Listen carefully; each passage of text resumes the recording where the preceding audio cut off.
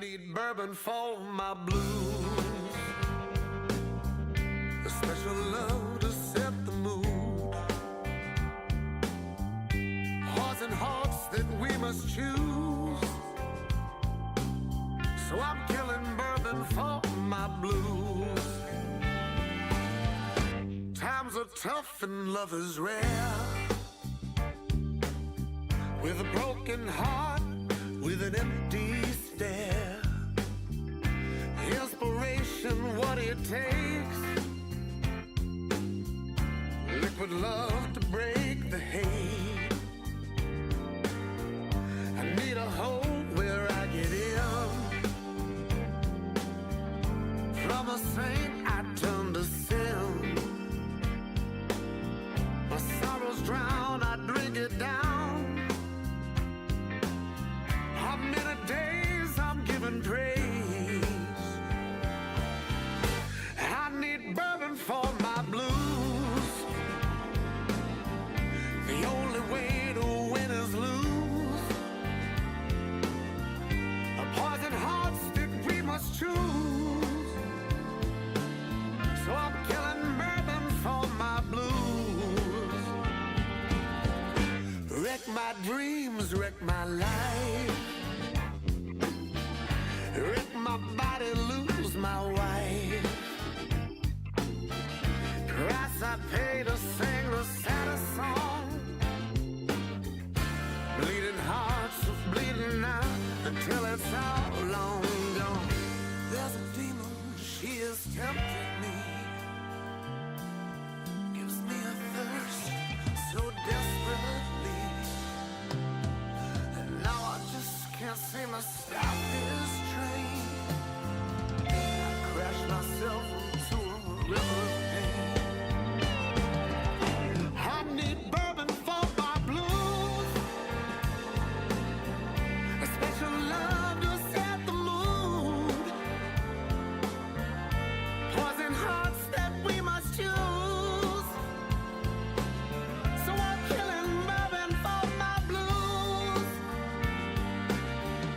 I need bourbon for my blues. If I drink enough, I'll make the news. For this guitar I will abuse. I think it's time to turn me loose.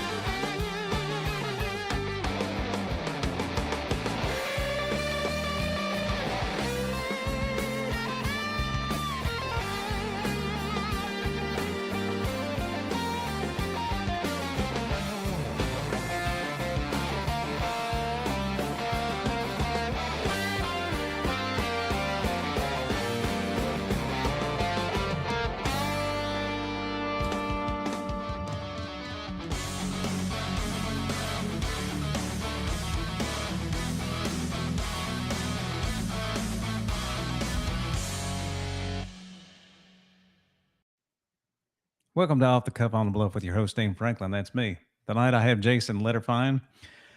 I hope I said that right, Jason. And he is running for Collierville Alderman, seat number 1, and we'll have him on in just a few minutes. First of all, I'm working on a couple of things. I'm trying to get. I guess I'm learning all the time, so I'm trying to find uh, different videos that I'm working on. I'm taking videos and doing this, that, and the other, and I may change the static format of the intro to a video of uh, different areas of Memphis, and then put the music behind it. So I'm working on that. Did a little bit of videoing yesterday, and I hope everybody's safe today. I hope everybody is. Hope there weren't too many casualties or injuries. Our electricity flickered for just a brief second, but we never lost power. We did lose some today for about an hour, but I hope that you're all is well at your house and neighborhood. And the devastation's crazy. It's I guess it was dubbed Hurricane Elvis too.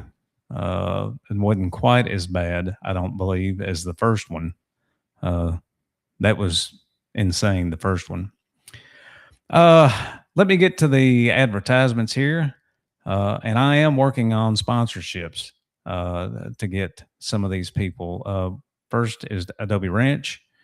You can see their their website here, adoberanchms.com.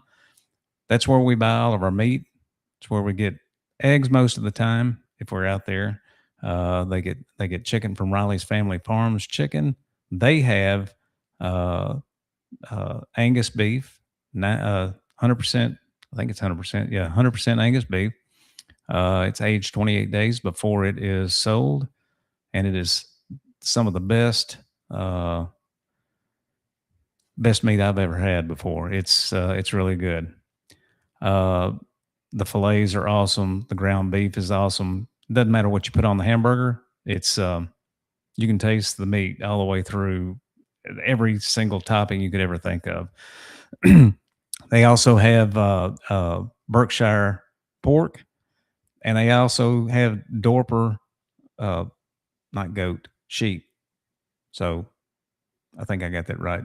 Maybe I did, maybe I didn't. But anyway, go check out their store. They're down in Olive Branch. They're pretty much at the corner of State Line Road and Pleasant Hill.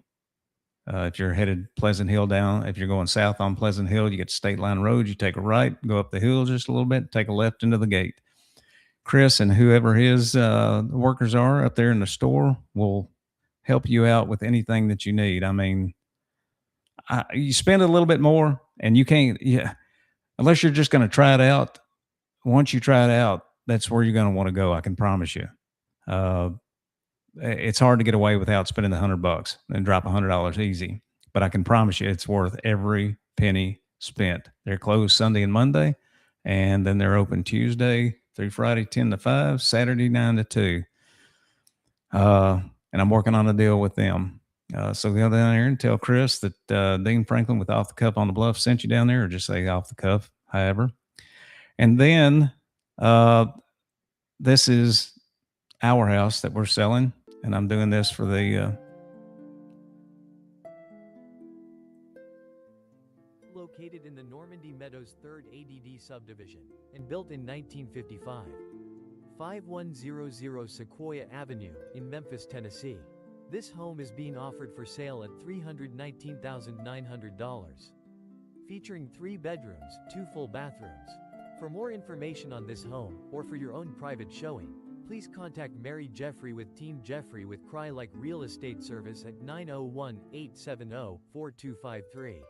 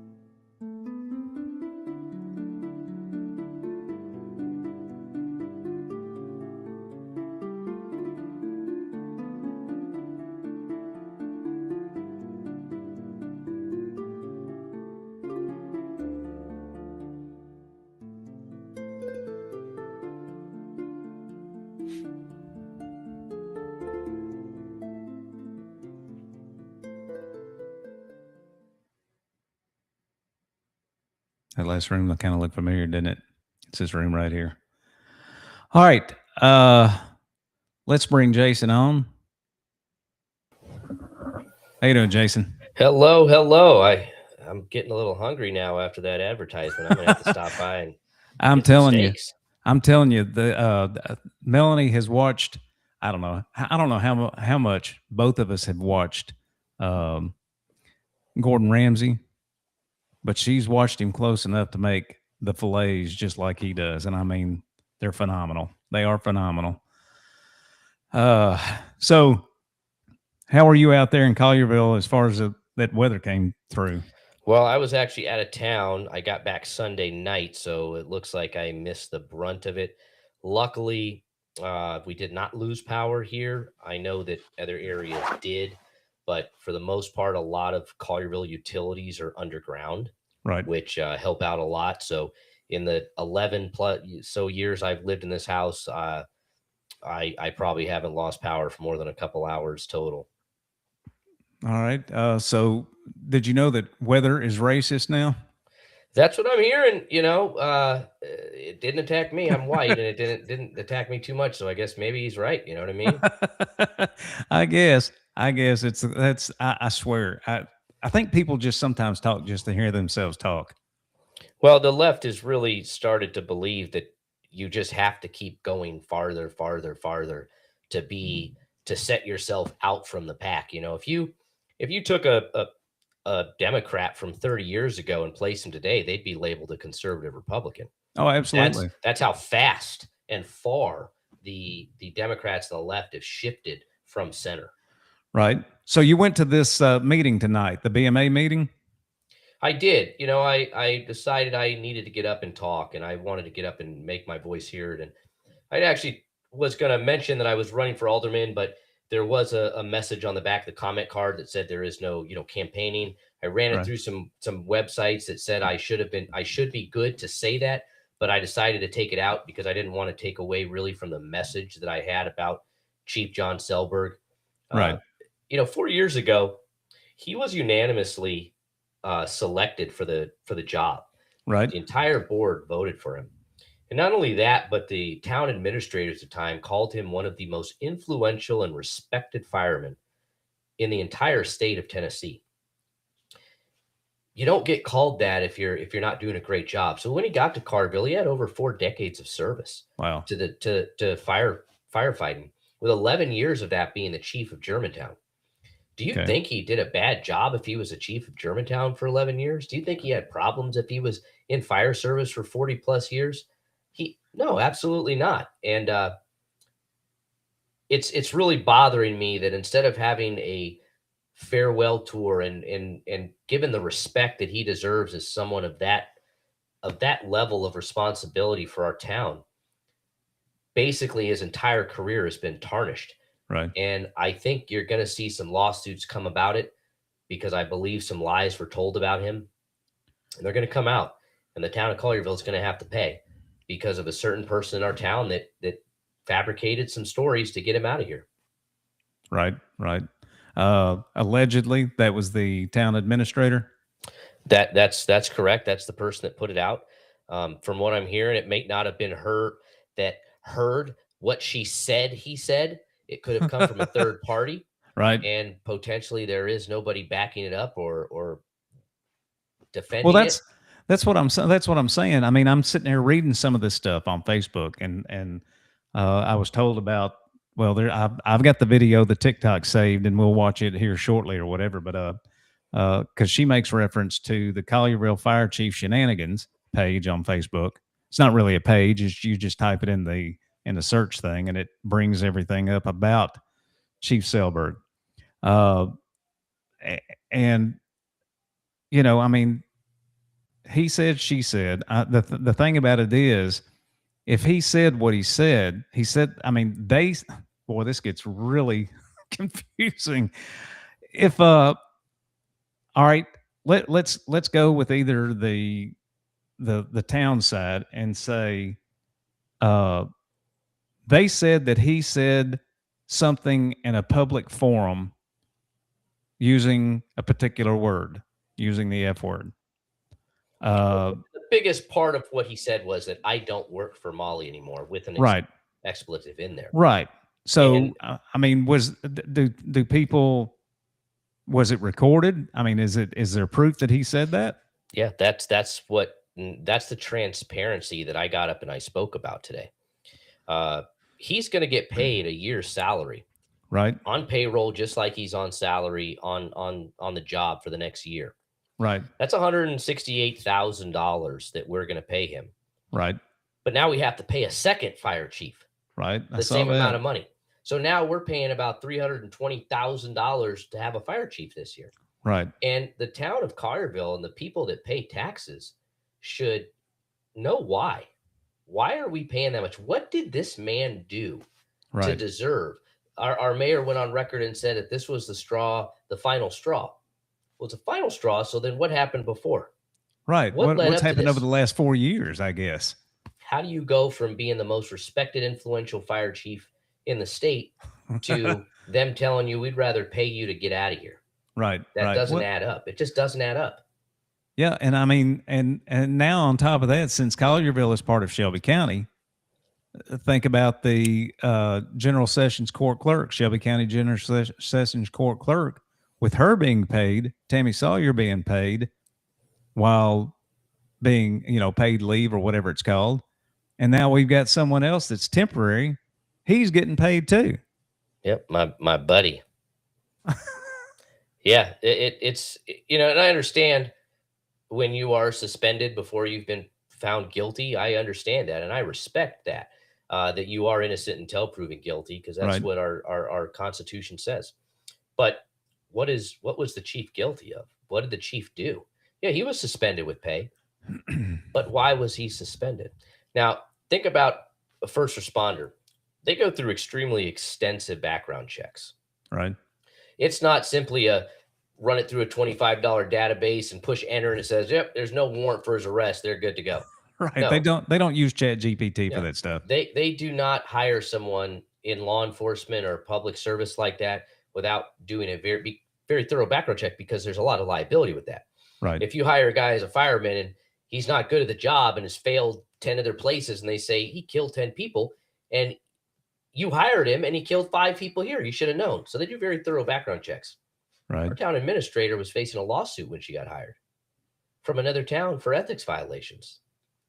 Was this public knowledge? Did they research this? Did they know this? And did they hire her knowing that she was? Yeah, I've been trying to do a little background check on her myself. I've reached out to the last place she worked for was the city of Cape Girardeau. Right. And then before that, she was in Arizona. I'm guessing she's from Arizona because she was in Paradise Valley, Arizona, and one other place, and I can't remember where that was. I think someone mentioned Michigan as well. I didn't know. I didn't see that. I didn't see that part on her LinkedIn profile. Yeah. So who knows? And that stuff follows. And what kind of check do they do? And it sounds like, and I'm going to tell you, it sounds like we're heading that way in the town of Collierville as well. Either the chief is going to file some lawsuits for the slander and defamation that he's faced as a career 50-year employee, Right. not of Collierville, but as a fireman that has served his communities. Right. Or if the town decides to get rid of the town administrator, I wouldn't be surprised if she sued the town. Either way, I think litigation is forthcoming. Right. And like I've said on other podcasts previously, with whether it's one government entity suing another government entity or this, that, and the other, in the end, the only people that are hurt by it are taxpayers. I mean, it just kills us. I mean, if you figure, if they said, hey, we want you to go build something, there is no budget. You have unlimited funds. You're going to build and build and build all you want. And that's how the government is with our money. If they want to fight something, they don't care. They're not getting the bill. They're not looking at a profit and loss statement. They're just saying, we'll spend more money. We don't care. It's not ours. Right. But when your mortgage is on the line, when you have to fight City Hall, you can't afford to do it. No, not at all. Yeah. I mean, our taxes are like an open checkbook to them. That's That's all exactly what it is. And people talk about Elon Musk and, oh, he should be paying billions more and billions more. Who do you think's going to do better with that money? The federal government or Elon Musk? Right. Elon Musk is going to invest it in innovation and technology and jobs. He just made a bunch of people millionaires with the new stock that he released. Average Wow. employees, janitors, and engineers, he made them all millionaires with their stock options the Wow. second that it dropped on the market. So who would you rather have that money? Elon Musk or the government? Sure as hell ain't the government. No, not for anything. Not for anything. Ronald So Reagan said it best, right? The worst thing you can ever hear is a knock on your door and someone says, I'm with the government and I'm here to help. exactly. So what did they discuss at the BMA meeting tonight? Well, it was interesting. After me, I was the first one to get up and speak. All right. After I spoke, a woman got 2 other people's time, so she got 9 minutes to speak. Okay. And she spoke about another situation where her husband was what she feels, and it very well sounds like he was wrongfully terminated from his position for things that shouldn't have happened. And again, Molly's name is the one behind the investigation. It seems like there was a lot of backdoor things. The person that fueled the fire to get him terminated applied for this guy's job the next day. Wow. So there's something going on down there that needs to be looked at, and it may need to be an outside attorney or lawyer or criminal investigation division of TBI might need to come in and check this out, because I think we're going to start to find a lot of connected pieces and a lot of things that are happening that should not be happening in the small town of Collierville. Right. Well, yeah. I mean, that's where most people have. I talked about the exodus of Memphis and Shelby County, and if they're going to stay in Shelby County, they go to like Millington or Arlington or Collierville. But if they're if if that starts happening, then I don't know if it's Colliervillians, how you would say it, but people Colliervillians. There you go. Yeah, there you go. We'll be moving just across into Fayette County or Marshall County, Mississippi, or something like that. I mean, we're very proud of this town, and I'm very proud of this town. And I look at Collierville is recognized as one of the absolute safest cities in Tennessee, right? And probably in the top 5% in the country. And yet we're 30 minutes from one of the most dangerous cities in America. So that really tells you how well our police department does in this town and our fire department does in this town. And, right. I know Dale Lane hates it, our chief of police. He lost the election for sheriff. Right. And I'll tell you what, I praise God every day that he did, because he's now the chief of police for Collierville. Right. And if he'd been elected, we wouldn't have gotten him. And so I think that was God's plan, to bring him to Collierville. The job as a politician, he didn't want to be a politician. Right. He just wanted to lead Shelby County, which he would have done a phenomenal job. I'll tell you that right now. Shelby County wouldn't be the same if he was the sheriff. But by the grace of God, we got him as our police chief, and he's made this town. Go ask people in the hood, say, hey, you want to go commit crimes in Collierville? They'll say, absolutely not. They'll get us. They will get us. You want to come steal from Academy? They're going to be waiting for you in the store or out of the store. You're not getting away. They're going to catch you. They're going to prosecute you. They're going to arrest you. And people know that. So people don't mess around in Collierville. Right. And that's a great thing about this town, is people know that we care about it, and our police department will crack down on anybody. Right. I've met Dale Lane a few times, and just very impressed with him. Just small chit chat with him and everything else like that. I mean, he seems to be someone that silently commands respect. I mean, he's not out here. You see some sheriffs across Tennessee or whatever, and they're these big bloated, muscle-headed looking guys or whatever. These sheriffs, some of these police chiefs, and everything else like that.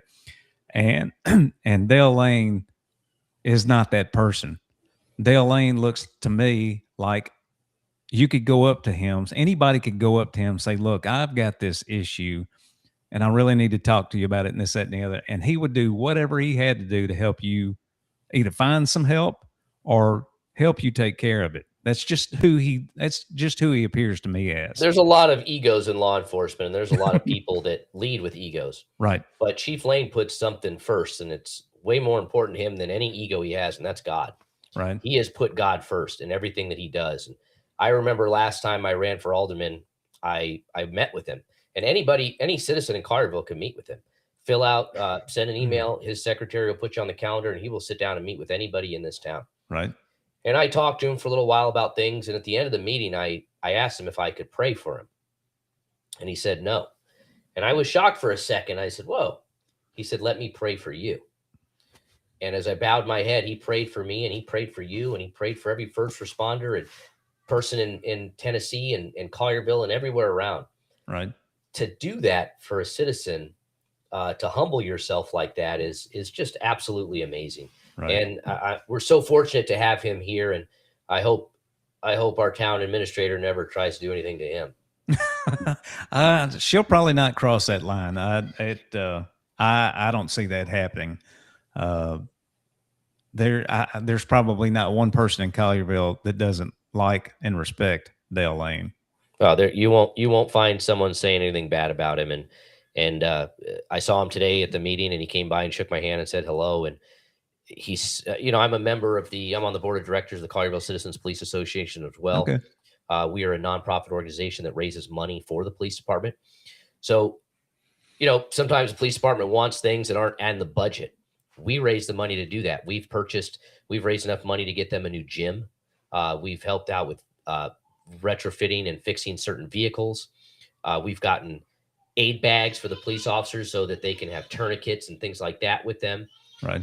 We've got their briefing room redone, and we do the Back the Blue event every year. And that department is so thankful and so appreciative of everything we do. And it really motivates us. I don't know of any really other departments that have something like that. Because most cities, you can't go to Memphis and say, I want to donate $500 to the police department. Right. No, you can get $500 to the town, the city, and then the city's going to do whatever they want with it. Right. It might not go to the police department, even though that's what you wanted it for. But with the Collierville Citizens Police Association, the money you donate to us is required by law to go and be spent on the police department. None of us get a salary. None of us get money. Everything we do goes directly back to the Collierville Police Department. Cool. Yeah, because I mean, if we think back on the Memphis 8 Task Force, the Shelby County Mayor Lee Harris did not want anybody coming here. His solution was send more money. Yeah, that'll fix it, right? Yeah. Just like having to go borrow this $43 million that they borrowed back in November, and now $125 million that they borrowed in July. Where's it going? This is accountability. And that's what I stood up in front of the board today. And I said, we need accountability. It's not an attack on anybody on the board, but the town and the citizens deserve accountability. Right. And they deserve transparency. And when I'm elected, I want to make sure that everybody in this town has a voice. And that's important to me because I don't think a large majority of the town has had a voice. Right. Because they're not represented well on the board. If you look at the board, they're pretty much all 1%ers in the town. There's nobody like me on the board. I don't live in $1 million house. My kids don't go to private school. My kids go to public school. I'm sitting in the carpool lane, dropping them off and picking them up. And I understand the struggles of a lot of families. I have 2 special needs kids. I have a daughter that had to go to speech therapy for 2 years and is still struggling as a kindergartner. I have an autistic son that has not spoken a word yet at 3 years old. Wow. I know what it's like to struggle and have everyday issues that a lot of people in this town have while having to work, while not having a legacy of money or things passed down to me. I'm not from here originally. And I want to be that guy on the board that challenges everybody. It was funny. Somebody came up and spoke about how people need to go to Collierville leadership Collierville and learn the way of things. They want you to go to that so they can mold you, that if you're in a position, they can make you a yes man. Yeah. I've not gone to leadership Collierville. And I'm not saying it's potentially a bad thing, but I'm saying is that should not be a requirement for someone to be appointed on a board position. Right. It should not be a requirement for somebody to be elected to the board of mayor and alderman. because we should have different voices on the board. Right. I'm not saying different demographics. I'm not saying DEI, but I'm saying that the town should look at who's actually running, what their interests are. I've committed to this cycle to not take a single dollar from anybody for campaign promises. Right. I will completely fund my entire campaign. Last campaign, I spent about $2,500 to $3,000. Right. My opponent spent about $30,000. So I got outspent about 10 to 1. Right. And I got 7,000 votes, which in the town of Collierville isn't bad. And I want to keep that trend up. I want people to know that when I'm elected, I don't owe people favors to help appoint them to boards. Right. I am going to look at the best candidates throughout the town and not say, well, this guy donated to my campaign, so I'm going to let him get on the board and make decisions. Or Right. this person is my buddy and he'll do what I want, so I'm going to appoint him to boards. No, I've applied to boards for years. I've never gotten an email back. I've never gotten a call back. Matter of fact, when the two positions last election cycle were up for appointment, myself and Chad Lindsay applied for those positions. Chad Lindsay had close to 11,000 votes. I had almost 7,000 votes. Chad Lindsay and I were not even selected for an interview. Weren't even selected for an interview. But you know who got the jobs? Two people that didn't run for that position. So two people that didn't campaign, that didn't have campaign financial disclosures, that didn't talk about their platform or what they would do or what they're about. They're now sitting on the board of aldermen getting to make decisions for our town, having received 0 votes. Wow. And I have a problem with that. Well, yeah. I mean, I would think anybody that is a resident of Collierville would have an issue with something like that, because I mean, that's not transparency right there. I mean, that's backroom deals and everything else like that.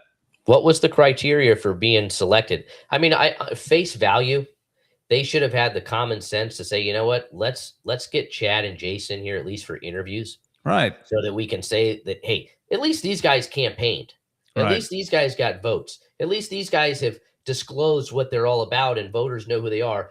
For optics, right, even if we're not going to select them because it's probably pretty clear that they already knew who they were appointing. Right. But for optics, let's bring them in and interview them. Right. We didn't just kind of make it look legit.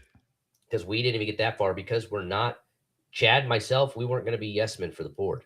Right. We have our own ideas, our own values, and the courage to stand up. You know, when September 11th happened, I had the courage to raise my right hand and deploy. And I deployed overseas for 3.5 years. And I had found out later, you know, how many veterans take their life every day. It's 22 veterans take their life every single day. Right. And I thought, what can I do?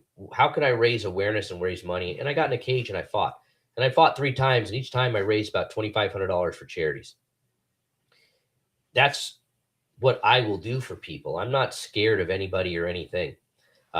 You know, I can get on the mat and train in jiu-jitsu, and I can go out and fight a war. You think I'm scared to tell somebody on the board of mayor and alderman no, because it's not the best thing for the town? Absolutely not. I'll be the only one that will listen. And I have to know that my opinion isn't what matters on the board. If 90% of the town tells me they don't want something, that's not my decision to say, well, we're going to do it anyways. Right. I've got to listen to the town. We just had this big thing with this road diet on Collierville, Arlington. It was one of the absolute most unfavorable, unliked things that was going on in the town. And people voiced their opinions. Do you think it was resolved or stopped? No, it went forward. And my job as an alderman would have been to put my foot down and try to stop it. Right. Because that's what the town wanted. And that's what I've got to do as an alderman and be their voice. Look at voting records. You could look up voting records for every BMA meeting. See how many times every vote is unanimous. They shouldn't be unanimous. There should be dialogue. There should be back and forth. There should be give and takes. But when everything's unanimous, that means that decisions were made before they were ever brought to the board, which is not okay for our town. Right. Right. Let me, you talked on jumping in the ring as an MMA fighter.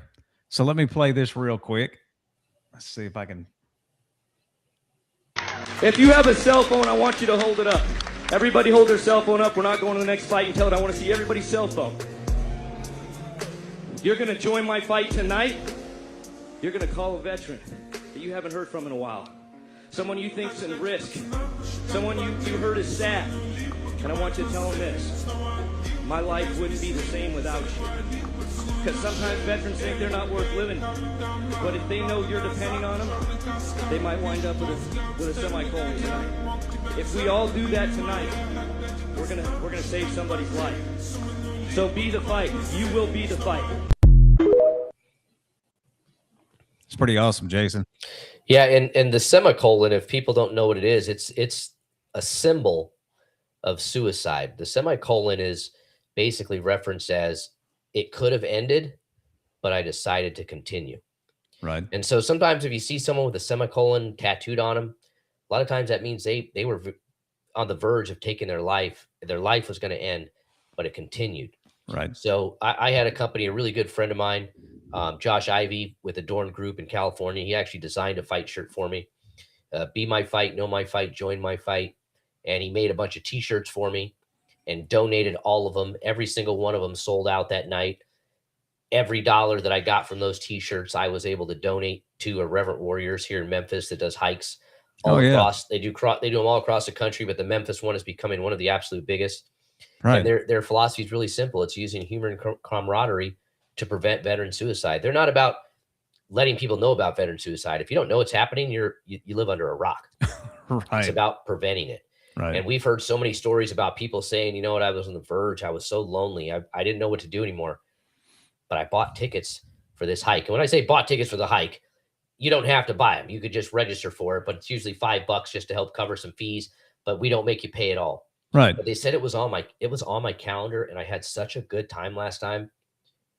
I got my semicolon, and that means a lot to us. Absolutely. Absolutely. Are you friends with Ben Owens? Ben Owen? I know him. Yes. Yeah. He's doing a lot of great things for children and the veteran community, and hats off absolutely to him. Yeah. I've read a little bit of his story, and I think his Facebook page is Fighting Monsters or something like that. It is. And he seems to be, building things for people and this, that, and the other. I caught the Tunnel to Towers thing, something that was popped up on Facebook, and I'm like, I'm going to that. I've got to go to that, do some video, take pictures, meet with some people, and this, that, and the other. And so I took the time out to do that. And that was because I really didn't understand the story about the fireman that gave it all, and they never found his body. He was buried beneath the rubble and everything else like that, and they never found him. His spirit's still there. What bothers me the most about everything that happened to our chief here is when you think about if you've ever had to call 911 in your life, that was probably one of the worst days of your life. Right. There was an emergency. There was something that was putting your life in danger. Someone died, whatever it was. It was the worst day of your life. Right. But those firemen go to it every day. Those police go to it every single day. And can that affect them? Can that give them PTSD? Oh, absolutely. Absolutely, it can. I'm a veteran that suffers from PTSD. I understand, and I have compassion for them because of it. And we have to understand that these guys are putting up, and sometimes they're going to, firemen especially have to go to some of the most disgusting things you'll ever see in your life. And they do it to serve. They do it because they want to. And we just have to give them the ultimate respect. Right. And that's what bothers me so much about what happened to our fire chief here is, 49 plus years of service, and, the end is a forced retirement instead of a farewell tour, right, and a street named after him, and speaking engagements, and getting to do all these things as the outgoing fire chief, actually training his replacement to make sure that there was no lag in our protection here. I don't know what's going to happen right now. What are we doing with the new chief? Are we as protected right now without him there? I don't know. Do you know the Transparency's not there. do you know the other do you know the guy that they put in as interim? I do, and I'm sure he could be a fine guy, but does he know all the in and outs that need to be done? Now, as a chief, you should always be training the guy underneath you, right? Just like in the military, you've got to train the guy underneath you. And if you get shot, he's got to be able to step up and take your job at a moment's notice. Right. And so I'm sure he is well trained, and I'm sure he's up for the job. But did he get all the training and time that he needed, or is he drinking water through a fire hose at this point? Come on now. I was a fireman in the Air Force. So, I mean, I understand what you're saying. And we never did fight while I was there. 3 years over at RAF Millenhall, never fought one fire. Training fires, yes, going through exercises and things like that. Well, I mean, it was the Air Force. I mean, you guys didn't get out of bed till 12 o'clock. So, I mean, yeah, let's be fair. I know. I take so much grief for being in the Air Force, but it's thank all you for your service. Thank you, sir. Thank you, sir. And that was one of the other things that I mentioned to somebody out there at the Tunnel of Towers, was that it took me a long time. It took several people to tell me, you're still a veteran. You still gave up your life for three and a half years to the military. You're a veteran, whether you served in peacetime or combat. And that was my issue. I have the utmost respect for combat veterans. I do. And I just didn't feel worthy. Look, you signed a blank check, right? Payable up to your life to the United States government, right? To go wherever they needed you to go. Now, if they didn't call, they didn't call. Right. There's a lot of people that signed up pre 9/11, hoping that they could do their 4 years, get college money and a VA home loan and get out. And then September 11th happened and it changed their life. Right. So you never know what's going to happen when you sign on the dotted line. But, you did it, and we're very grateful and thankful that you're back here today with us. Well, I appreciate that, and thank you for your service. So, all right, let's get into your some people are popping up in the comments now. I don't know if something's going on with my OTC OTB Facebook page. I've got some things up here in the top that don't look right, but I may have to do it later or whatever. But so let's get into your run. Government transparency and accountability, fiscal responsibility, cut wasteful spending. Talk about that. Look, I've worked as an operations manager for a lot of companies since I've been in Memphis. And the job of an operations manager is to do more with less, is to look at expenses. And like we've talked about, do you think government agencies care about how much money they spend? They don't. And so I want to look at that. I want to look at how much money we're actually spending on things. And are we wasting money? Are we spending money in the right places? So every year I had to do a budget, and I had to find it, and I had to forecast every single thing. And there's a philosophy called 5S, which is a philosophy of basically organizing and making sure things are in order. And it's kind of like the broken window theory that Rudy Giuliani had back in New York to make things safe. If everything looks clean and efficient and the windows aren't broken and it looks taken care of, criminals are like, people care about this area. We don't want to commit crimes here. Right. But once you let things go down, people know that wasteful spending's in. Like, hey, you wasted this money, I'm going to waste this money. Who cares? Right. But it was my job to always find better ways to do things at a lower cost. And that's my obligation as a taxpayer. Right. I want to lower the burden on myself. We just all saw how our property taxes increased. Right. We don't want that. We want to make sure that we're spending effectively. And I'm the only person really that's probably had real world logistics, operations management. I'm the operations manager, the chief operating officer for Cage Free Fighting Championships. We do MMA shows all over the country. And trust me, our profit margin has to be monitored. Right. When I'm booking a flight for someone, I don't just say, hey, send me what flight you want and book it. No, I say, based on this is your flight. Yeah, this one sucks. It's at 5 o'clock in the morning. And the one going home is at 9 o'clock at night. Right. Sorry, but that's the most cost-effective flight, and you're going to take it. And I do it to myself. I'm Right. the one that books the flights and pays for the flights with a company credit card. I don't put myself on the best flight. I put myself on the most cost-effective flight. I find the most cost-effective hotels. I find the most cost-effective transportation, whatever it takes. And that's what we need is people in positions that know how to do that and know how to look at a P&L, a profit and loss statement, and say, we're losing money here. We're hemorrhaging money here. Right. Let's not throw more money at it. Let's fix the problem. If you go, the Japanese are amazing at 5S and logistics. And they'll tell you, if you go into a company and you ask an employee, is there anything wrong here? And they say no, fire them. There's something wrong. There's always something wrong. There is always something wrong that can be improved and can be fixed. And that's what we have to ask ourselves. What can we do to make things better? What processes can we do? Right. Are we just signing off on the budget every year that it gets booked? Or we just say, nope, that's a budget. It's the same as last time. Just sign off on it. It's okay. Or are we going line item by line item and being challenged to cut 10%, cut 10% of your spending? And we're going to go line by line and figure out how we can do that without impacting people's jobs, impacting, our public services and things like that.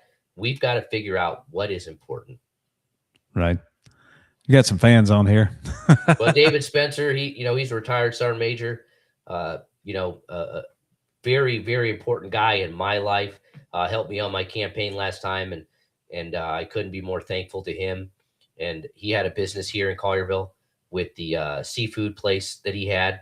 Right. And, I miss that place every day because they had the best stuff, but he's a great guy. And those are the kind of people that are motivating me and have my back and understand what I've been through and where I've been. Right. You know it. Well, I mean, you're the Air Force, so maybe you don't know it, but the military teaches you how to suffer. Right. The military teaches you how to be miserable. When I went to Iraq, I didn't have a shower underwater for 4 months. For 4 months, I did not have a hot water shower, cold water shower, anything. And then when we finally got showers, the water we had such high fecal bacteria that they told you if you had a scratch or cut on your body not to take a shower. Oh, God. I had to brush my teeth with bottled water for a year. I had to shave with cold bottled water for a year. I had to sleep outside in fields in 130-degree heat with with all my stuff on. The military will teach you how to suffer and be miserable. And because of that, it's so hard to make me miserable because I've been through it all. I've been in jiu-jitsu where I'm getting pummeled for 30 minutes straight, or I'm on a wrestling mat coaching, or I'm going on a run, or I'm at the gym, or I'm in a fight, whatever it is. Nothing can replicate how much I suffered. And so if I had to work long hours for Collierville, if I have to be sleep deprived, if I have to go without meals, whatever it takes, I don't care. I'm going to do it because it's what the town would expect of me. Right. And that's what Kristen says. The people aren't looking for overlords. We're looking to be representative. We aren't currently getting that. And Kristen knows. I know Kristen knows. She is such an outspoken conservative. She is an amazing leader. And she's been betrayed by our own party. Oh, yeah. And it's unbelievable the impact that she's had. She's gotten more people to register to vote, to get out to vote, than that current GOP leadership has ever or will ever do. And, I wish she was in Collierville because she would make an absolutely amazing alderman or mayor or whatever it was. Whatever she put her name on, I would sign to. Right. Oh, absolutely. Between her or the Christians, they would set up the events in Germantown, Bartlett, wherever the event was at. They would set that up. They would go out. They would go after the people, and they raised. I can promise you, they raised more money than anybody, the whole group put together with the SCGOP. I can promise you they would. There's no question or doubt about it. And I'm not talking about the $10,000 plate meals and this, that, and the other stuff. I'm talking about working your ass off. Grassroots. Exactly. And there's nobody like the two of them. I mean, I hated seeing them done the way they were. It was just. I had a video go viral, last year after the murder of Charlie Kirk. I'd been an atheist for almost all my life. And Charlie Kirk opened my heart. and got me to see that a lot of things were happening that I couldn't attribute to anybody but God's will. Really amazing, amazing things. And I had an interview at a Charlie Kirk vigil in Germantown the day after his death. Yeah. And I got interviewed by the news. And I think on my Facebook alone, it was close to 5 million views. And Wow. around the world, it got about 40 million views on the hundreds of other platforms that shared it and posted about it and did their commentary about it. The New York Times reached out to me and did a story. And, it's really changed my perspective on things. And like I said, I hadn't planned on running. And I think God came back to me again and said, yes, you are. You're going to run. And I'm Right. putting everything in place for you to be here and do it. And Kristen, she got me on KWAM. She saw my story and saw how moving and well received it was. And I can tell you that there's people that I've been close friends with that won't say a word to me anymore because I found God. And there's people that I considered extremely close that unfriended me on Facebook and sent me horrible messages, all because I opened my heart and I found God. And I'll never tell anybody what's right or wrong. I can only tell people that God exposed himself to me. Right. And it was pretty amazing. I had a girl fighting on my card and she was deeply religious, a Brazilian girl. And I was announcing that night, I think we were in Florida during that card. It was Florida or North Dakota. I don't remember which one. And she was always, every time she got a post-fight interview, she talked about God. And I remember always thinking like, God, will she shut up? This isn't a sermon, this isn't church. We're in an MMA fight. And after her last fight, I was announcing and I went over to her and I put my hand on her and I prayed with her in the cage. And usually I'm off camera by then. Right. But for some reason, the camera stayed on me. And people reached out to me and said, I saw you do that. And I'd always thought you were an atheist. You didn't believe in God. And now something's changed. And I thought God showed everybody that I could be changed. Normally Right. that would not have been aired on TV. The Wow. camera would have already cut off to the commentary and they would have closed the show out because it was a main event. But something made that stay on TV when I prayed with her. And to me, that was God saying, we're going to let people know that even the coldest heart atheist can be converted and changed and find God no matter how late in life. And I really take that to heart that Right. we have to send that message to people that there's nothing an atheist can say to me that I haven't said. Right. But what I will say that what I never did is I never disrespected anybody for what they believe. Right. I never told them they were wrong. I never told them that they were evil. I just told them I didn't believe. Right. And I've tried to believe, but I couldn't, and I didn't. And a lot of people didn't respect that, but a lot of people did. And a lot of people didn't give up on me. Right. And what I ask people to do is don't give up on that person that doesn't believe or doesn't have faith. But you have to find a way to open their heart. And telling them they're wrong, telling them they're going to hell, telling them they're evil will never, ever, ever open their heart. No, Give them examples of how God has helped you in life. That's what I try to do with my son. I mean, and I've told, I mean, I was raised in a Church of Christ, and I've been to other churches and this, that, and the other. But, my dad's kind of staunch about religion and about the Bible and everything else like that. And that's him and it works for him.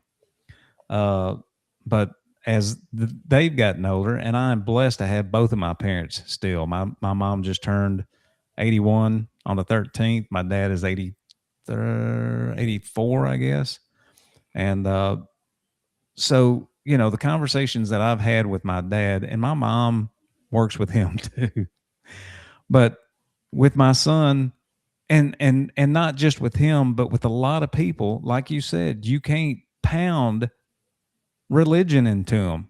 You have to feed them like babies. You got to open their heart. You got to to find common ground. And I use this analogy like football. If you find somebody, let's say you're a Dallas Cowboys fan and I'm a Philadelphia Eagles fan, and I go up to you and say, you should like Philadelphia. The Dallas is terrible. You're going to say, absolutely not. You're going to hate me right away. But if I say, hey, man, you like football? You say, yeah. And I say, well, I like football too. Who's a player you like? Man, he's a phenomenal player. Here's who I like. And you start to find some common ground and you get people to put their Yeah. guard down Yeah. and you start to open their heart. And that's what Charlie Kirk did to me. What I saw Charlie Kirk do is someone went up and questioned his faith one time. And he said, I went to Israel and I stared God in the face. And I saw God when I was there. And it's the greatest thing that's ever happened to me. And I thought, look how much joy that Charlie Kirk has from finding God and believing in God and putting God first in his life. Look how much joy that he has. And that opened my heart to believe that there is something more to this. I had one time I had to go donate blood because my hematocrit level was high, dangerously high. So I was like, yeah, you know what? I'm going to go to a place and donate plasma. So I went and I was all clear to go. Then they said, oh, sorry, you have a tattoo on an injection site. We can't do it. I said, great. So I go to another place, spend 4 hours there. They do everything. Then they check my blood and it's too thick because I've got too much hematocrit. They said, sorry, it won't work for our machines. I said, you got to be kidding me. So as the way I'm driving home, I see a message from a friend that was having a blood drive the next day in Millington for his an aunt that had passed away that had cancer and had used a lot of blood. So in her honor, they were doing a blood drive. Okay. So I said, you know what? I'm going to drive out there. So I drove 45 minutes to Arlington and I had my daughter to Millington. I had my daughter with me. She goes everywhere with me. I get up to the trailer and they said, sorry, she can't come in. She's a minor. She can't come in here. You can't come in. And I thought, you got to be kidding me. I get a tap on my shoulder. Hey, Jason. I turn around. It's a girl I knew from jiu-jitsu. I can watch your daughter for you if you want while you go inside. It was her aunt that passed away as well. Oh, wow. It was someone that I knew. And she took my daughter into the flea market that we were at and hung out with my daughter. Then I went in and tried to give blood and my heart rate was too high. Okay. And so I said, give me a minute. And I did something. I told him, check again. My heart rate was low enough to donate blood. And I donated blood that day.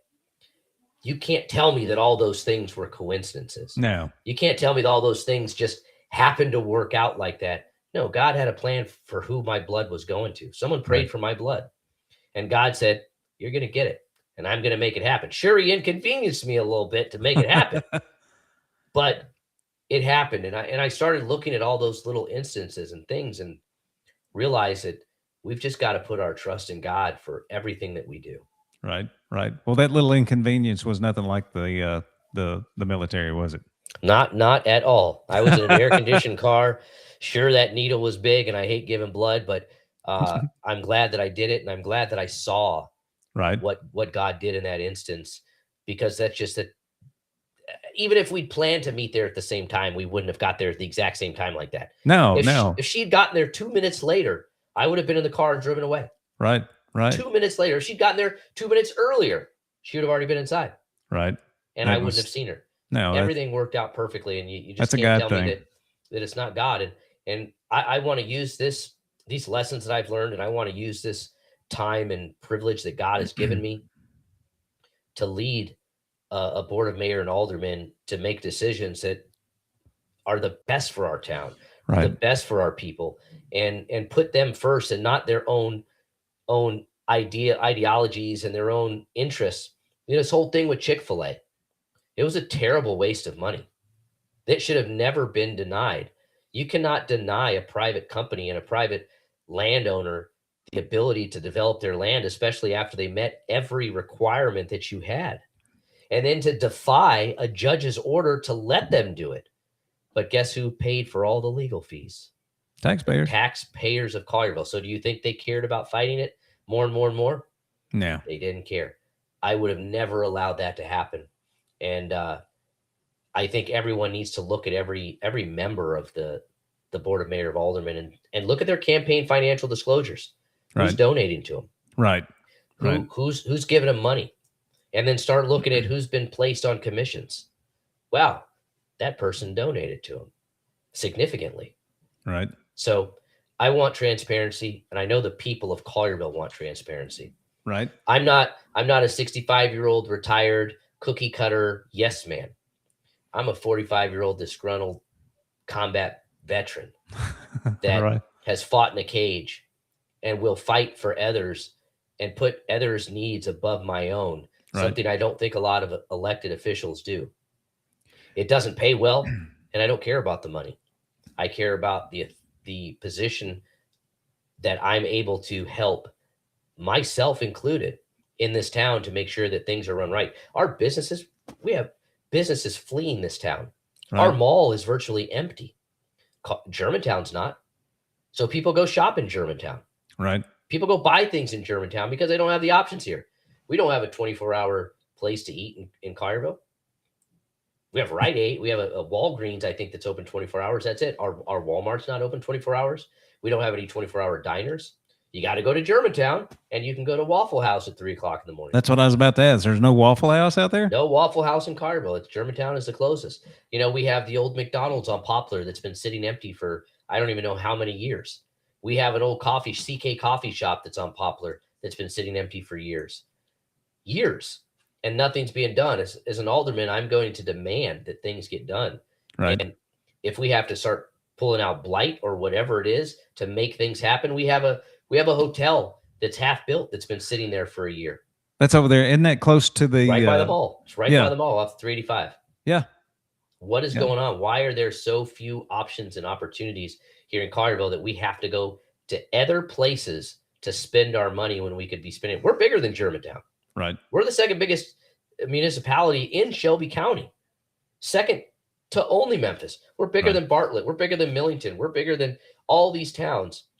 But people go other places to shop and spend their money. I wouldn't have even thought about that y'all were the second largest. We are in the Shelby second County. largest, over 50,000 residents of this town. Wow. And that should be significant power to get what we want and make things the way we want. So, you know, as a guy that's been in business, you know, I know we've had businesses come here, large scale businesses that wanted to come here and build plants, and our BMA didn't make it happen, couldn't close the deal. I'll close that deal because I know what they need. I know the workforce that they need. I know the things that when I can tell them, yeah, it might be a little more expensive in Collierville to operate or have a warehouse or facility. But here's what I can tell you. Your employees' cars won't get broken into. You're not going to get robbed coming out of the plant at 2 o'clock in the morning after a late shift. Right. But you also have to know there's got to be places for these people to eat. Right. There's got to be places for these people to shop on their way home. You have a plant with 5,000 people. That's 5,000 extra people getting lunch in our town. That's 5,000 extra people going to the grocery store to shop before they go home, grabbing dinner. Right. That's so much money getting pumped into our economy. For the most part, people that wouldn't even live in our town, they're paying for our schools. They're paying for our infrastructure. Right. And we let that business slip out from underneath us. Yeah, and that was the next point, bringing more business to Collierville. What about local? What about, you know, maybe, you know, everybody's talking about this conservative, I mean, not conservative, independent David Hatley running for governor. At 11 years old, he had a business. At 16 years old, he had a major business and was building a massive business. What about, you know, high school students that are coming out of high school that maybe college isn't for them, and they've gone to trade school while they're in school, or they're going to trade school and they want to start their own business? What about locals looking to start a small business in Collierville? Have you ever heard of an unemployed plumber, Nope. electrician, welder? Absolutely not. Nope, And I'm a welder. I've worked with people. Absolutely. I've worked with people in all of those industries. And call an electrician right now and find out what his hourly rate is. Oh, yeah. It's going to be almost on par with a lawyer. Right. But that electrician didn't go to school for 10 years to become a lawyer or a doctor. No. He learned a trade. Our trades are so valuable. You know, there's an old story of a big, huge diesel engine. And nobody could get it to work. Nobody could get it to start. They tried everything. And a guy came and he took his hammer and he found a spot. He tapped it 3 times and said, start that engine. And it started. And he gave him a bill for $10,000. And they said, $10,000, all you did was tap this thing in 3 spots. He said, well, it was $5 for the tap. It was $9,995 to know where to tap. Right. You just cannot replace knowledge. No, And no. man, I encourage these kids that I know college isn't for everybody. It wasn't for me. And I encourage these kids to to look at wood shops, to look at fabrication, to look Right. at welding, plumbing, electricians, HVAC. You ever see an out of work HVAC guy in the summer in Memphis? No. No, he's working 18 hours a day, and he could work 24 hours a day for 6 weeks straight and not take a day off and still have business. Right. Right. He could make enough money in 4 months of heat and not have to work another day the rest of the year. Right. And so back to the point of businesses is we have to incentivize and get people to want to have businesses. You know, you have small storefronts here that are $6,000-$7,000 a month. You can't do that. What are you going to do? Amazon is taking everybody out. You can't start a small business that way. Right. It's extremely difficult. So we have to incentivize people to make Collierville a business and get our people in Collierville to support those businesses so they stay. I heard Sheffy's, a local restaurant, just shut down in Collierville. We have businesses shutting down left and right in Collierville. And like April just said, you know, AI can replace jobs. You ain't replacing an electrician. You're not replacing a plumber. Nope. You're not replacing that welder. You're absolutely not. And what welding? It's miserable. It Being a is. I welder do is it. I do absolutely it all the miserable. time. That's what I do. I have a small custom metal fabrication business. And you'll stay busy. And I have a friend makes custom furniture. He said he has enough money right now in the bank that he could not do another thing for 10 years and live just the same way he's living right now. Wow. For 10 years, he could not work because he's a one of a kind guy. You Right. bring a 100-year-old chair from your grandma's attic that got messed up. You bring it to him and say, hey, I want 5 of these made. He's going to make you 5 exact replicas. Wow. There's 10 people on the planet that could do what he does. Right. But it all starts with learning it, not telling kids that, no, you got to go to college. And that was a big thing with people is you're forced to go to college. And that's the only way you're going to succeed. You know what happens? They got $150,000 of college debt and no job. Right. Right. What benefit is that? Then they're working for 20 years to pay off their student loans that keep doubling every month. Oh yeah, with the interest rates and everything else like that. Oh yeah, absolutely. Teachers go to school for 4 or 6 years and make $50,000. It's ridiculous. I've always said the teachers are the ones that need to be making the money, not the administrators.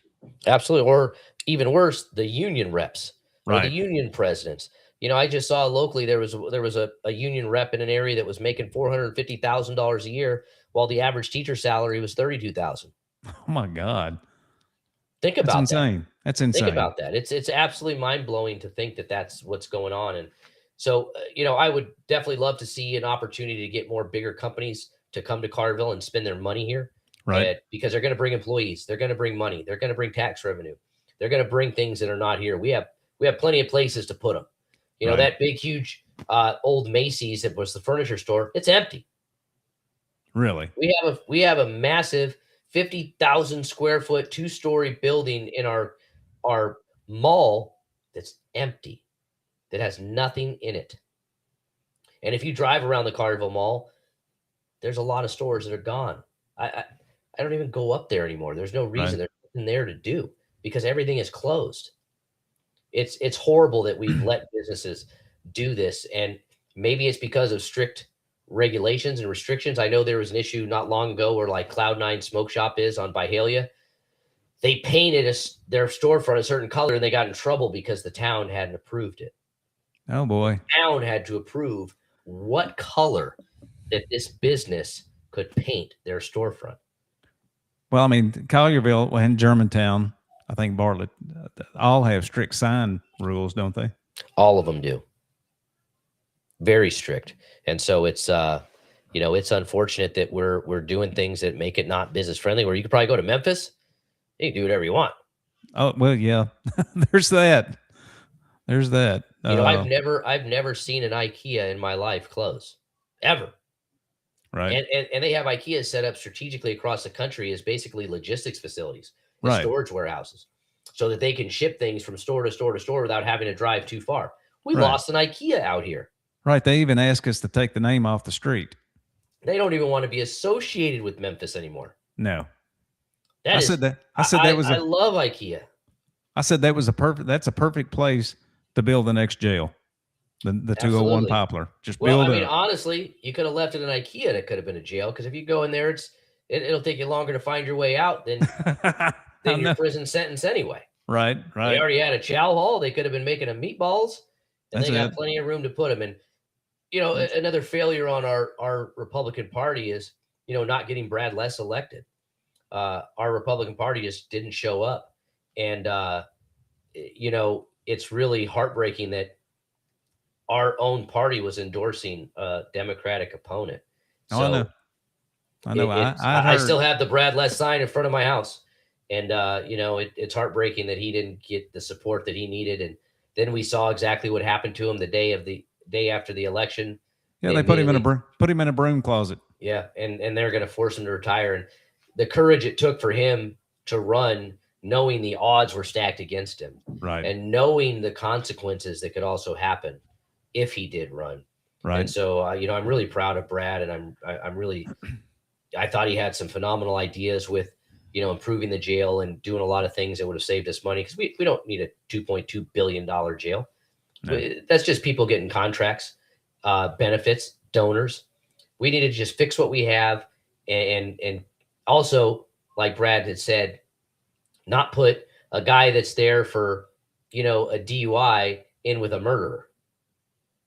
You needed to have low-level people separated from people that are there for murder waiting for Right. trial. Right. You wonder why people are dying in the jails. They're getting killed by gang members, Right. because they have no business being in there. Right. Exactly. Well, how do you plan to keep Collierville tax dollars in Collierville? Well, like I said, we've got to give what people want. You have to incentivize businesses to be here. Right. You have to also make businesses profitable by getting more people in here to shop at their businesses and understand that they're there. Promote them, whatever it takes to get a business to be profitable in Collierville, and the people will go to these places.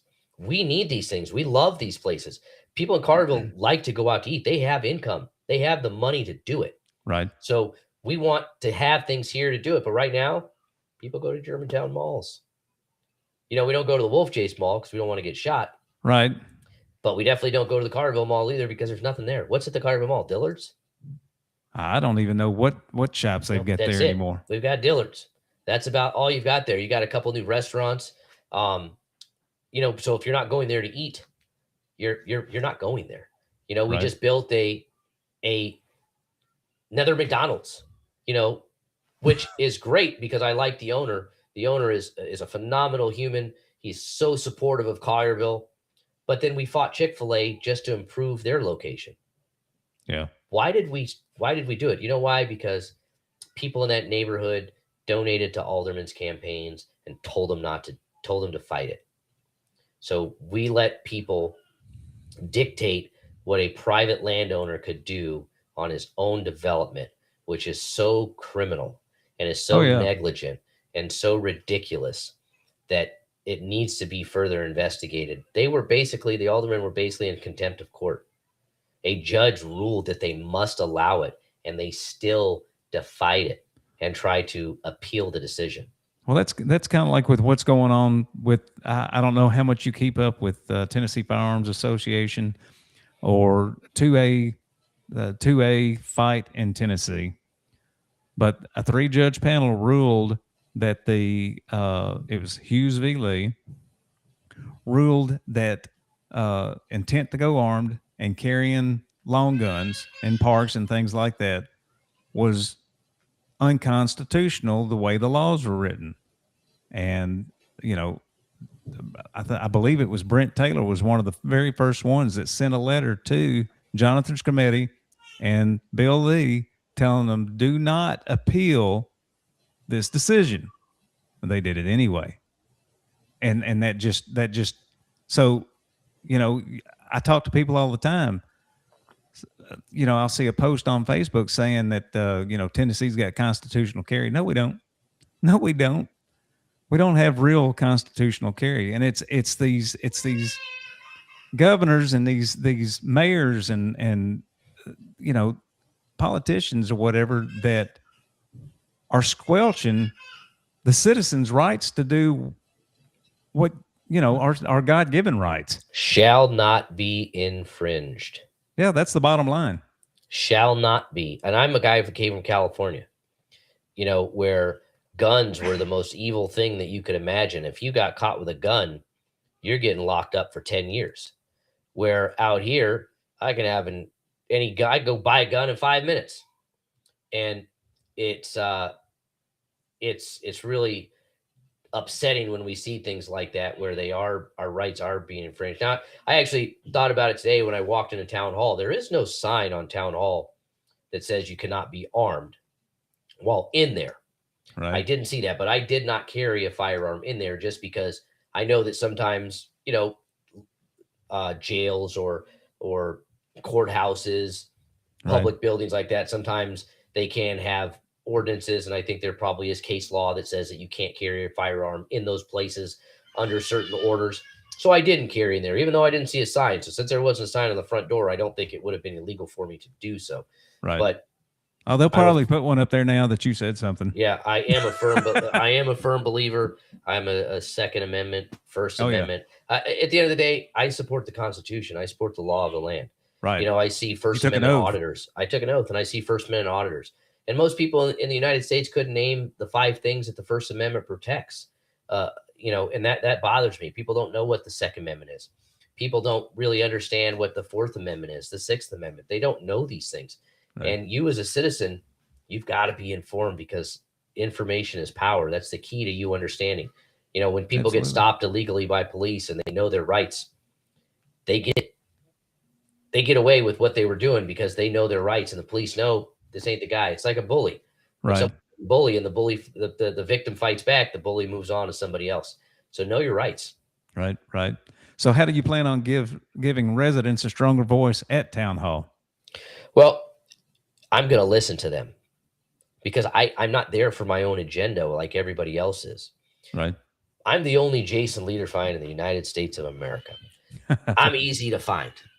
I'm not John Smith, where I'm going to send an email to John Smith and I hope it's him. I'm the only Jason Lederfine there is. You want to meet me? You want to come by the house? You want me to come to your event? I'll come. I'll be there. I will listen to what you have to say. Now, if your opinion isn't what the majority of people want, you know, even if I agree with it, it might not be what I defend. Right. I have to listen to the people that have not had a voice on the board. And I've said it again, and I'll say it again, is I represent more people in Collierville than anyone on that board. I represent them. Right. I represent people that go to work every day. I represent people that have to get up and go take their kids to school. I represent people that have to mow their own lawn. I'm out there mowing my own lawn myself. I do all those things just like the normal person in Collierville. I'm no different or no better than anybody else. Right. And that's why I think that I will represent you the best, because I understand your struggles. You know, it'd be hard if you told Elon Musk, you know, you don't know what it's like, not, you know, a storm came through and our power went out. He'd be like, I have 50 generators at my house. You know, I have a 100-room mansion. Like, he wouldn't understand what that means. Right. But if you told me that, I'd say, man, my guest room is open. Come on up, because I know how horrible that's got to be. Right. I understand people, and I'm going to listen to people, and I'm going to be that voice that doesn't just say yes to everything on the board when there's a vote. That is the problem, is there's unanimous yeses all the time. There's no discussion. There's no debate. Debate these topics in public. Let people know where you stand on these things, and listen to people. And if you have to table something because you don't have enough information, have the courage to say, you know what, I cannot make a decision on this right now. And I'd like to table this decision, and we can move forward later after I have all the knowledge that I need to make the right decision. And that's what I want to do for Collierville, is make the right decision for everybody, not just a specific few that donate to campaigns. Right. You know, it's one of the things you said earlier was about not being a yes man. And that was one thing, I guess, with the Air Force and going through the sheet metal workers union, is where I cut my teeth on becoming not a yes man. I mean, I've got friends on Facebook that ask me all the time, why don't you run for something in Shelby County or Memphis? I said, among some personal issues, I said, I'm not going to scratch somebody's back to get my back scratched. I'm not that kind of person. And you're not going to like, I mean, if Molly Merner, how do you say her Maynard. last name? Maynard, you know, if she doesn't like the F word, she needs to go somewhere else, because I use that a lot too.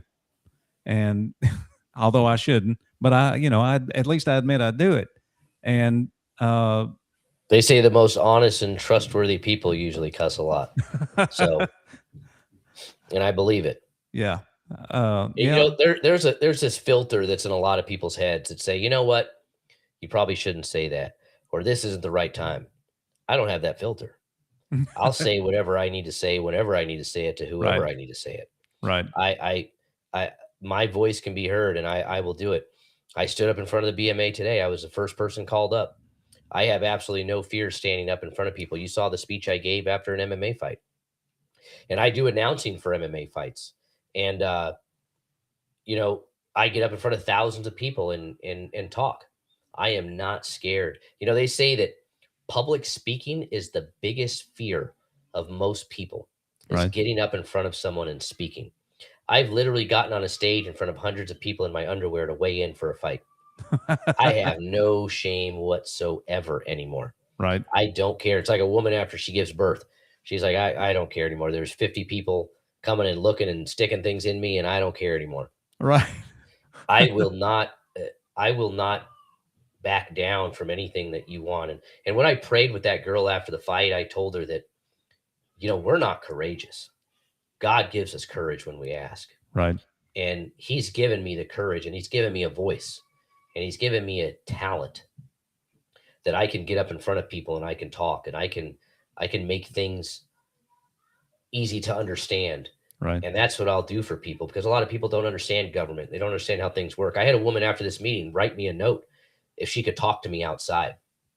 And she took me outside and she talked to me about things and said, I've never been to a meeting before, and I've been following you on Facebook, and I appreciate what you got up and said. I will be her voice. She doesn't have the courage to get up and talk, but I will for her.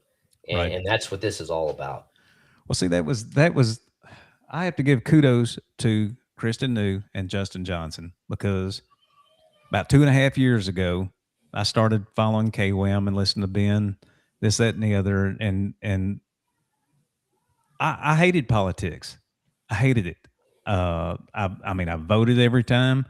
Didn't really know who to vote for all the time, but I've always voted. I always voted Republican. And I went up to KWM to see if just to find out whatever, and they both invited me to the Shelby County GOP CEC meeting, and that's when I got involved. And that's when I kind of laid back for a little while and just listened, trying to figure out who the players were.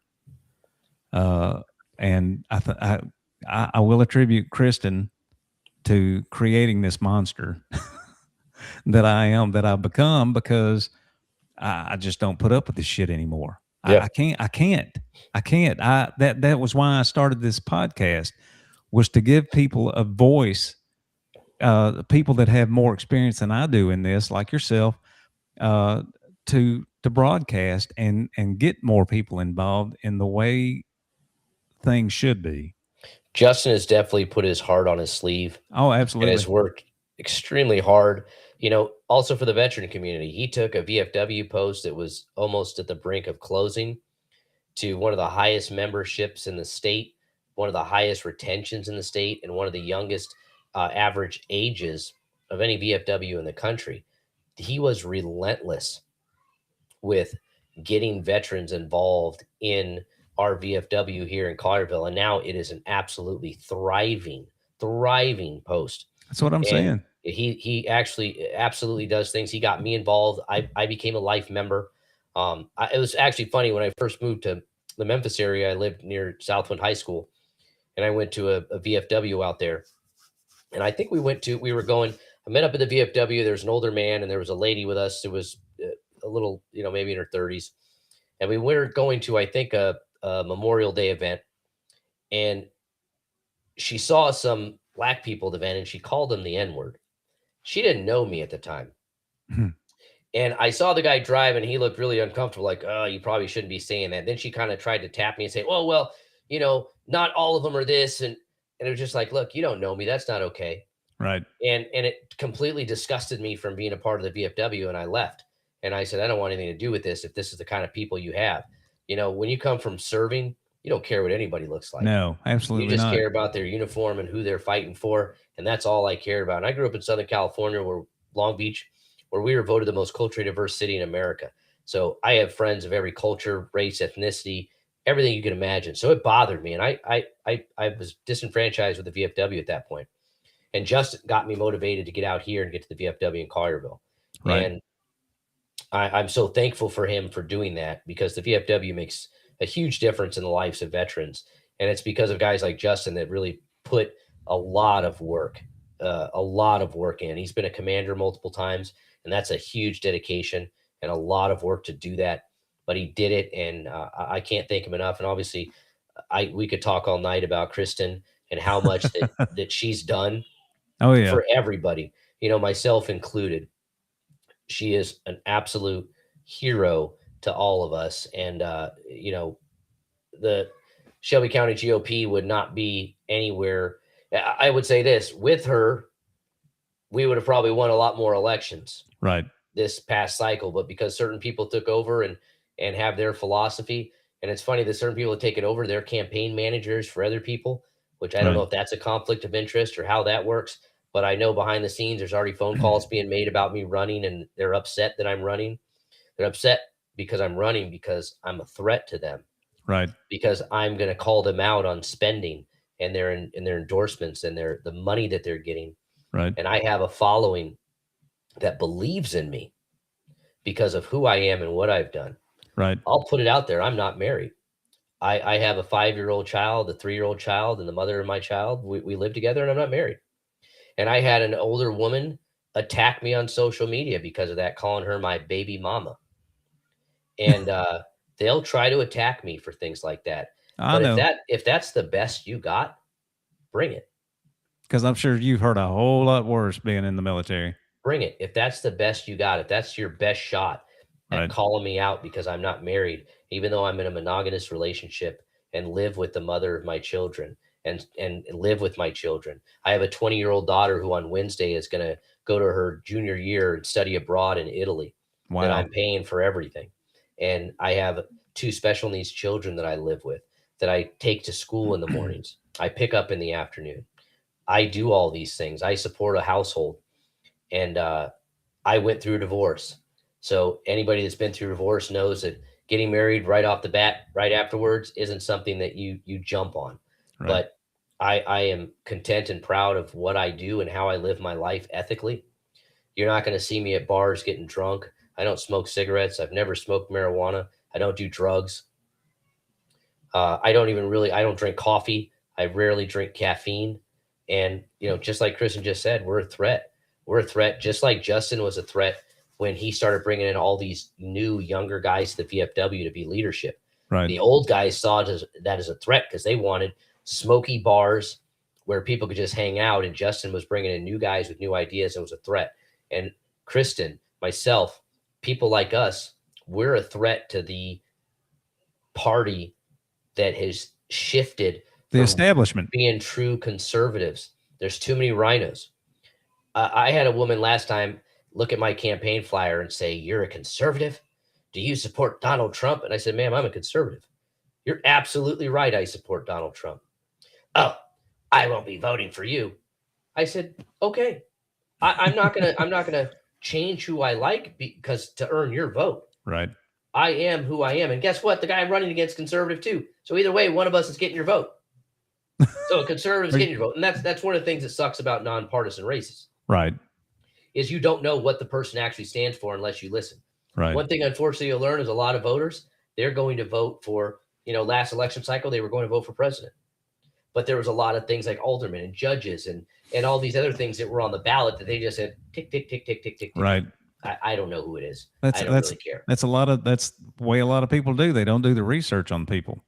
And that's why I am so glad you have a platform like this that I can get up and I can speak on. and I've built a platform that I can get up and speak on. Right. And I will be actively engaged. I got yelled at today because I was yelling and arguing back and forth with that lady that talked about my baby mama. And, I was told, hey, don't argue with her online. And it's like, look, it's my nature. I'm going to put my heart on my sleeve as well. Right. And, like David Spencer says, it's time for change. And I think everyone now sees that in Collierville. Everyone is like, what is going on when we're making national news? And you saw that TikTok. Oh yeah. People are like, they're fed up, and I think this is the best time. And again, this was God saying, Jason, let's go. It's time to get on board so we can make some changes in this town. Well, it's about time someone, some of the town in Shelby County took some heat instead of Memphis for a while. Absolutely. And it sucks that it's my town that's making national news, but it is what it is. But it's going to put me in the spotlight because I am that outsider. I am an outspoken conservative. I am an outspoken, and like I said, I'm the only combat veteran that's going to run for office. I'm the only person that's actually raised my hand and served my country, not my interests. Right. And so I hope during this campaign that I'm able to earn the trust and votes and confidence of the majority of people in this town.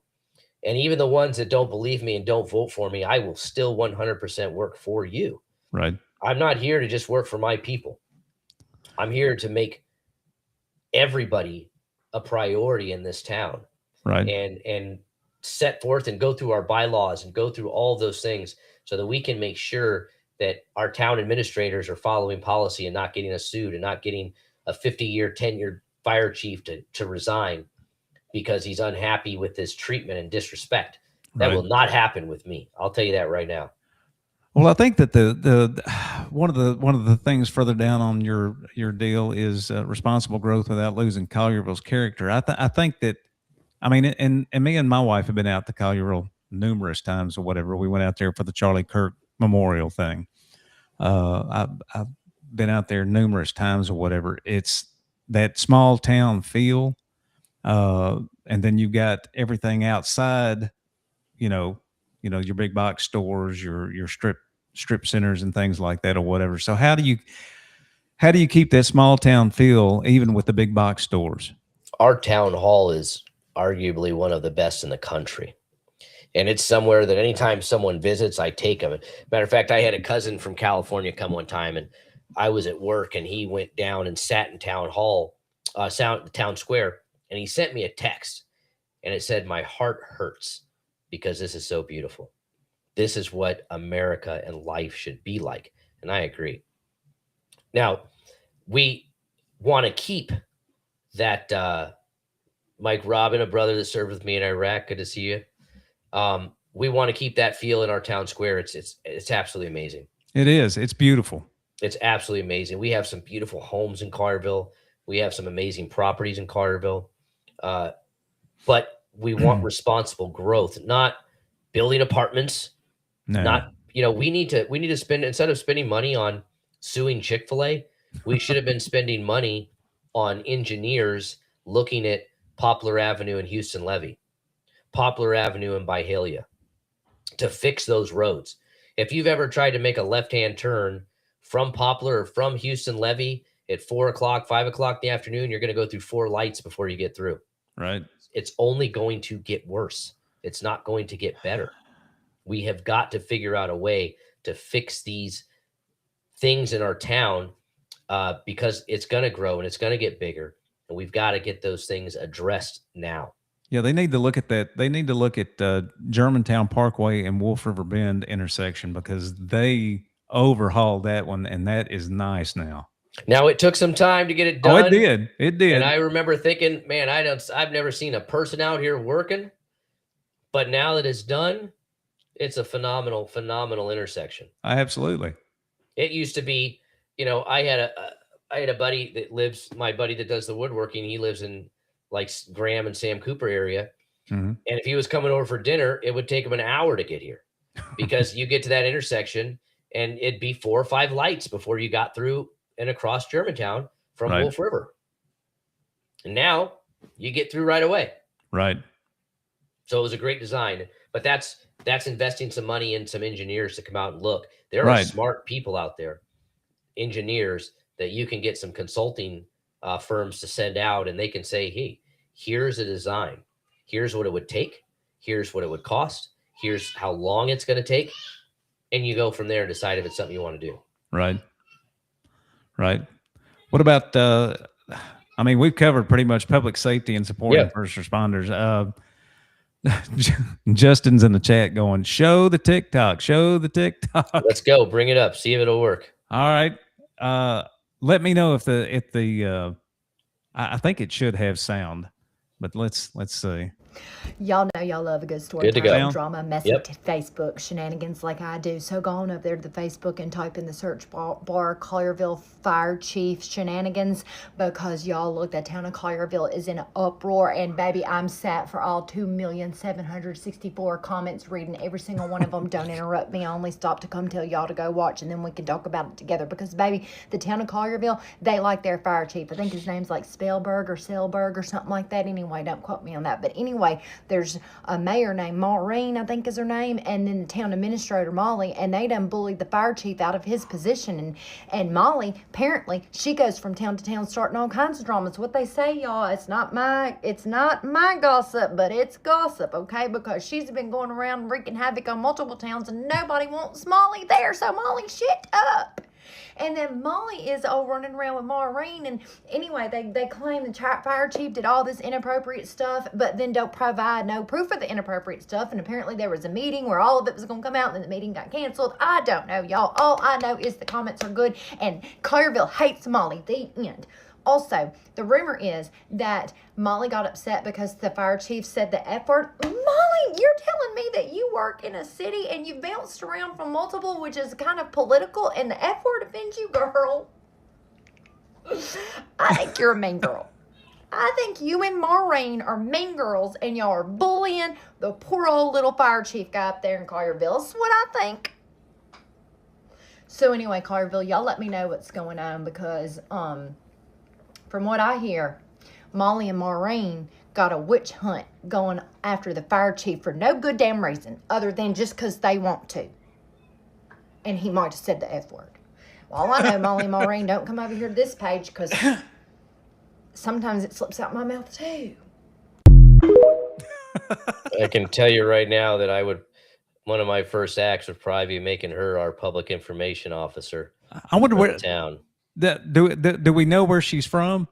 I'd have to look into it, but we need to get her on a plane out to Memphis if we need to. Out I to think Collierville. it sounds like she's got like an Alabama accent, maybe a Definitely, Texan. she's not too far away. I can tell you that. No, she's not. So, folks, look right here. Type in Collierville Fire Chief shenanigans, and it's got. I mean, Bob Hendry posted how to spot sloppy reporting lesson number 1. That's Molly, right? Yep. That's Molly. So I'll be nice. I'm not going to say anything. I don't know Molly. Scroll down and this is the Friends of Collierville page, or is it Friends of Collierville Watch? Great group to get into. Okay. That's a good article to read that someone wrote from Friends of Collierville. So check that out and see what that's all about. If you want a yard sign, let me know. I ordered them today. Paid for them with my own money, designed them with my own money. I shouldn't say money. I just designed them myself. You know, everybody in these politics games, these consultants just jump on everybody and say, hey, Right. Pay me $1,000 a month and I'll design your yard sign for you. And then their company is the one that prints it and makes it. So they feed themselves business. I Right. designed my own. You have the picture of it. That's my yard sign. I designed it. And it's better than the one that I got designed by a consultant last time I ran. I paid for it myself out of pocket. I designed my own flyer. I'm working on my own website. I'm not going to hire a consultant. I'm not going to waste money and donations to go to a consultant to pay them their business fees. Ain't happening. I'm doing it myself. Everything I do, that sign right there, that's my yard sign. I designed it myself. I put a QR code on there that takes you right to my website. I've got the early information for voting. I've got the voting day, what seat I'm running for. A consultant would have charged you $1,000 to design that. I did it for free. Paid for by friends of Jason Lederfine. He paid for it himself. Which luckily I'm the only friend I got. So sometimes that's the only from, friend you need, right? And just FYI, my baby's mama's mama is my treasurer. Llewellyn Mills. That's my baby's mama's mama. Baby So mama. She's my treasurer. A long-time Collierville resident. Has been here for a long time, and her and her husband are both retired from FedEx, and phenomenal people. Very, very liked in this town, very known in this town. So I'm very happy to have her on my campaign with me to help me out. You know, the way I've got it is any money that I've got in the bank for this, she manages. I'm not allowed to touch it. I'm not allowed to take it out of the bank. So there could be nothing shady going on. That's the way we've got it. And we're going to keep the fight up. We're going to keep coming to events, and we're going to keep getting people in a grassroots thing. I'll use the power of Kristen New that she's motivated me with, and I will get in there. It's funny. I saw another guy running in my, for my same seat, you know, the same cookie cutter video standing in town square talking about how he'll fix things. And he's this. You were on the planning board. You're just another yes man that got appointed to the planning board that's retired, and now you just want to be an alderman. And he'll not owe any special interests. Why? They're going to donate to you. If you're accepting campaign donations, you'll owe people. Right. I just this stepping stone thing, going from like dog catcher to animal control, whatever, to school board, to city council, to mayor, I don't like career politicians. Take a break sometime, take a breath and take a break. Let somebody else have a chance to do something. Somebody that's qualified to do that. That's part of the issues. There's people that want to sit in government, and whether it pays a lot or doesn't pay a lot. Like I said, I'm not gonna run for something where I have to grease somebody's palm to get something I need. I can't do that. It's just like with my business. I don't care if somebody's got, worth $50 million or whether they're worth $50,000. I'm not going to charge. If it was the same exact job, I'm not going to charge the one that's got $50 million more than I would for the one that makes $50,000 a year. Absolutely. I can't do that, man. That is something we see in Collierville a lot, where, you don't want to get your lawn mowed or something. They say, "Oh, you live in Collierville? It's $100 to mow your lawn." Like, bro, my buddy in Cordova, you did it for $25. Right. Now it's going to cost $100 for me. So we definitely see stuff like that in Collierville. Yeah. Luckily, I'm a man. I take my shirt off and put some headphones on, and I mow the lawn myself. There you go. And so better communication between town government and residents. How do you fix that? Just like I said, I'm an open book. I'm here to listen to you, talk to you. You'll have my phone number. I'll go to the office if I need to. I'll meet you places. I'll go to events. I will listen to you. I will talk to you. I don't have another obligation that's more important than you. Right. I have an obligation to you as a citizen, because it's an obligation to myself too. Right. So I am happy to be that person that you can talk to any time of night. Minus the hours I'm sleeping, my phone is in my hand and I'm reachable. If you try to call me and I don't answer twice, I ain't trying to talk to you. That's why. So if you call me, I pick up. Right. I talk to you. I don't owe anybody money. I don't have any debt collectors coming out of me. So when a phone number calls me, I pick up. Hey, can I rent a house out there or rent something out there so I can vote for you? Well, I think you can. Collierville does have a rule that we don't allow short-term rentals. Oh, so if you want to do an Airbnb, you're not allowed to in Collierville. Oh, so they've dictated what you can do with your own property in the town of Collierville. Wow. Some of it's not too bad. That way you don't have the same thing happening like what happened in Germantown with the pool parties and the booty shaking parties and that kind of thing going on. Yeah, well, there was actually one of my buddies used to rent his pool out, and the town of Germantown told him, "You got to stop. You can't do it anymore." So, there's pluses and minuses, but if you were a single mom with a 3-bedroom house, you need to earn a little extra money and wanted to, rent your house out for an Airbnb, rent out a room to make a little extra money. Yeah. Who are we to tell people what to do with their own private property? Right. Let me, you can see the comments as they pop up too, can't you? I can, yeah. Okay. For those that can't see I guess I could put the comments in the show, but it kind of scrunches up the screen and everything like that. Kristen New says, I love that y'all still say Merry Christmas and have a Christmas tree lighting. Woke Germantown has a holiday tree. Yeah. What the hell is a holiday tree? Unbelievable. Right. Exactly. And then Deborah Jackson Brewer says, loved when our Christmas parade was on the square. What about our taxes on our homes that are paid for? See, and that's a lot of discussion with the governor of Tennessee, who's going to be our next governor and everything else like that. When somebody pays their house off and the property taxes keep going up, you don't truly own it. And you know how I know you don't own it? Because you can go to tax deed auctions and you can bid and buy people's tax liens. You pay their tax lien off. And if they don't pay you back within a certain amount of time, you own their property outright. Wow. They could have $500 of tax lien that they couldn't pay. Right. And if you don't pay it back in, let's say, a year or 2 years, even if they had a mortgage on their property, even if the property's paid off, you legally own that property at that point. That's insane, man. To think about that, it's horrible. Right.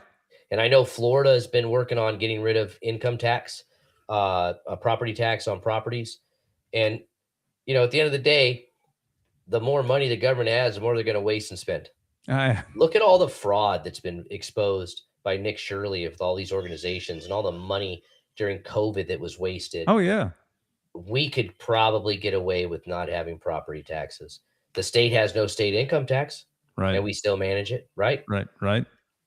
We got to figure it out because there's no reason that someone that owns their home should constantly be in fear of losing their home if they can't pay their taxes. Right. I don't know what Collierville taxes are. I did a show not too long ago, a couple of weeks ago, whatever, that talked about if you owned a $250,000 house in Memphis proper, between paying Shelby County taxes and Memphis City taxes, you're paying something like $3,360 in taxes a year. Absolutely. I pay about $6,000 a year. Oh God. Wow. Yeah. Yep. But I will say that I have phenomenal public services. Right. We spend a lot of money in our police department. Right. And, they're going to probably have to up it because now we got to pay for 2 fire chiefs. So right. Who's from Mississippi? Somebody said, Kristen and April both said she's in Mississippi, from Mississippi. Who's that? Which one said that? About Kristen said she's from Mississippi, and then I don't know who it was talking about. Post in there, Kristen, if you're still watching, who are we talking about? She's from Mississippi. Oh, probably the girl from the TikTok video. Oh, okay. Yeah. Okay. Well, I knew she was Southern with that voice. Yeah, no doubt. That definitely wasn't a California accent. I'll tell you that. No, it wasn't, or a Michigan or anything like that. No. Kristen also says, "Don't get me started on the consultants." Yeah, there was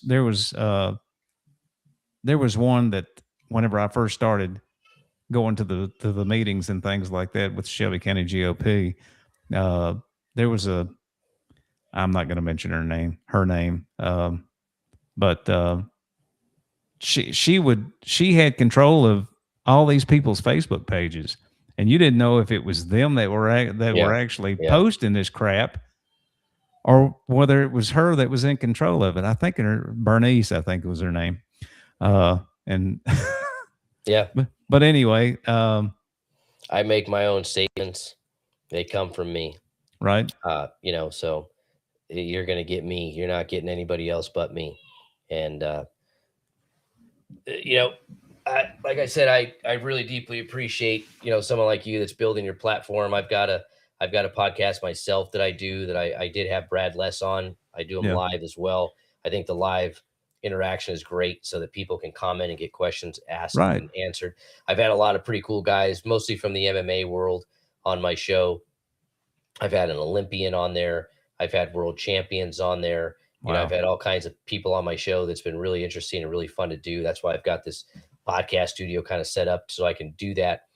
And I just want to tell you, keep doing what you're doing, and make sure the conservative voices are able to be heard, because we get drowned out by the woke mob and the woke media that don't cover what we're doing. And unless guys like you exist to put us out, no one will hear or see our message. And, I appreciate everything you're doing. Well, I appreciate everything that you're doing. If I can do anything for you, just let me know. I mean, being in Memphis, there's probably not, I can post if you're going to be somewhere, if you have an event that you're going to do, or this, that, and the other that I can announce on the show, just let me know. I'll do whatever I can do for you.